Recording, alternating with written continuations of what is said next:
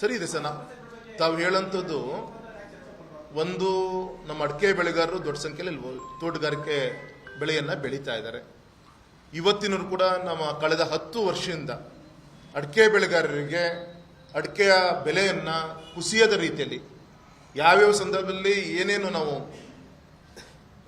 ಜವಾಬ್ದಾರಿಯನ್ನು ತೆಗೆದುಕೊಳ್ಬೇಕು, ಸನ್ಮಾನಿಸುತ್ತ ನಮ್ಮ ಜ್ಞಾನೇಂದ್ರ ಅವರು ಟಾಸ್ಕ್ ಫೋರ್ಸಿನ ಅಧ್ಯಕ್ಷ ಆದಾಗಿಂದ ಹಿಡಿದು ಬೆಲೆ ಇಳಿಕೆ ಆಗದ ರೀತಿಯಲ್ಲಿ ಎಕ್ಸ್ಪೋರ್ಟ್ ಇಂಪೋರ್ಟು ಎಕ್ಸೆಸ್ ಡ್ಯೂಟಿಯನ್ನು ಹೆಚ್ಚಿಗೆ ಮಾಡುವಂಥ ಪ್ರಯತ್ನ ಇರ್ಬೋದು, ಬೇರೆ ಕಳ್ಳದಾರಿಯಲ್ಲಿ ಬರುವಂಥ ಮಾಲನ್ನು ತಡಿಲಿಕ್ಕಿರ್ಬೋದು.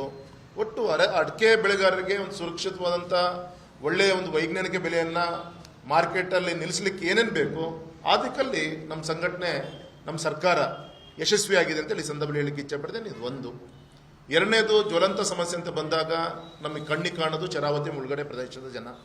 ನಾನು ಸಾಕಷ್ಟು ಸತಿ ಹೇಳಿದ್ದೀನಿ, ಇದು ಕಾಂಗ್ರೆಸ್ಸಿನ ಪಾಪದ ಕೂಸು. ಸ್ಪಷ್ಟವಾಗಿ ಹೇಳ್ತಾ ಇದ್ದೀನಿ, ನಮ್ಮ ಕೈಲಲ್ಲೇ 1980ರವರೆಗೂ ಕೂಡ ಇದ್ದಂಥ ಅಧಿಕಾರವನ್ನು ಉಪಯೋಗಿಸ್ಕೊಳ್ಳದೆ ನಮ್ಮ ಜಿಲ್ಲೆಯ ಅನೇಕ ನಾಯಕರು ಅನೇಕ ದೊಡ್ಡ ದೊಡ್ಡ ಸ್ಥಾನಮಾನಗಳಲ್ಲಿ ಇದ್ದಾಗೂ ಕೂಡ ಸರಿಯಾದ ರೀತಿಯಲ್ಲಿ ಉಪಯೋಗಿಸ್ಕೊಂಡಿಲ್ಲ.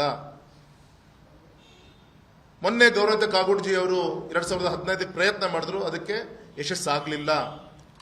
ಮತ್ತೊಮ್ಮೆ ನಮ್ಮ ನಾಯಕರಂತ ಯಡಿಯೂರಪ್ಪನವರು, ಜ್ಞಾನೇಂದ್ರ ಹಾಲಪ್ಪನವರು, ಸನ್ಮಾನಿಸಿದ ಕುಮಾರ್ ಬಂಗಾರಪ್ಪನವರು, ನಮ್ಮ ಅಶೋಕ್ ನಾಯ್ಕ, ನಾವೆಲ್ಲ ಒಟ್ಟಾಗಿ ಸೇರಿ ಡೆಲ್ಲಿಯಲ್ಲಿ ಅರಣ್ಯ ಸಚಿವರನ್ನು ಭೇಟಿ ಮಾಡಿ ಅವ್ರು ಬಿಟ್ಟಂತ 4,000 ಎಕರೆಯನ್ನು ಸೇರಿಸಿ 9,900 ಎಕರೆಯನ್ನು ರಾಜ್ಯದಿಂದ ಕೇಂದ್ರಕ್ಕೆ ಸಬ್ಮಿಟ್ ಮಾಡಿ ಬಂದ್ವಿ. ಅಲ್ಲಿಂದ ಒಂದು ಪತ್ರ ಬಂತು, ಒಂದು ಸುಪ್ರೀಂ ಕೋರ್ಟ್ ಒಂದು ಅಫಿಡವಿಟ್ ಅನ್ನು ಹಾಕಿ ಬರಬೇಕು ಅಂತ ಹೇಳಿ. ಅಷ್ಟೊತ್ತಿಗೆ ನಮ್ಮ ದೌರ್ಭಾಗ್ಯ, ನಮ್ಮ ಸರ್ಕಾರ ಇಲ್ಲ. ಇವತ್ತು ಈ ಕಾಂಗ್ರೆಸ್ ಸರ್ಕಾರ ಬಂದು 9 ತಿಂಗಳಾಯ್ತು. ಅವ್ರ ಪಾಪದ ಕೂಸು ಅವರೇ ತೊಳಿಬೇಕಾದಂತ ಅವ್ರ ಜವಾಬ್ದಾರಿ ಇದೆ. ಅರೆ ನಾನು ಮಾತ್ರ ಈ ಚುನಾವಣೆ ಆದ್ಮೇಲೆ ಮತ್ತೊಮ್ಮೆ ಸೂರ್ಯ ಚಂದ್ರ ಇರೋದು ಸತ್ಯ, ಅಷ್ಟೇ ಸತ್ಯ. ನಮ್ಮ ಪಕ್ಷದ ನೇತೃತ್ವ ನಾವೆಲ್ಲರೂ ಒಟ್ಟಾಗಿ ಸೇರಿ ಇವ್ರು ಮಾಡಿದಂಥ ತಪ್ಪನ್ನ ಸರಿ ಮಾಡಿಸಿ ಅದನ್ನ ಕೇಂದ್ರ ಸರ್ಕಾರಕ್ಕೆ, ಸುಪ್ರೀಂ ಕೋರ್ಟಿಗೆ ಸಬ್ಮಿಟ್ ಮಾಡಿಸಿ ಅವ್ರಿಗೆ ಶಾಶ್ವತವಾದಂಥ ನ್ಯಾಯವನ್ನು ಕೊಡ್ಲಿಕ್ಕೆ ಏನು ಬೇಕು ದೇವ್ರ ಮೆಚ್ಚೋ ರೀತಿಯಲ್ಲಿ ಅವ್ರ ಜೊತೆಗೆ ನಾವು ಇರಬೇಕಂತ ನನ್ನ ಕರ್ತವ್ಯ, ಅವರ ಹಕ್ಕು. ಆ ದಿಕ್ಕಲ್ಲಿ ನಾನು ಗಮನವನ್ನು ಕೊಡ್ತೀನಿ. ಮೂರನೇ ದಿನ ಯಾವ್ದು ನೀವು ಹೇಳೋದು, VSL ವಿಚಾರ. VSL ವಿಚಾರ ಅನೇಕ ಪಬ್ಲಿಕ್ ಸೆಕ್ಟರ್ ಇಂಡಸ್ಟ್ರೀಸ್ಗಳನ್ನು, ಸಿಕ್ ಇಂಡಸ್ಟ್ರೀಸ್ಗಳನ್ನು ಬೀಗ ಹಾಕಾಯಿತು. ಅದು ನಿಮ್ಮ ರಾಗಣ್ಣ, ನಮ್ಮ BJPಯ ನಮ್ಮ ಸರ್ಕಾರದ ಒಂದು ಪ್ರತಿಫಲದಿಂದ ಇವತ್ತಿನವರು ಕೂಡ VSLಗೆ ಬೀಗ ಹಾಕ್ಲಿಕ್ಕೆ ನಾವು ಬಿಟ್ಟಿಲ್ಲ.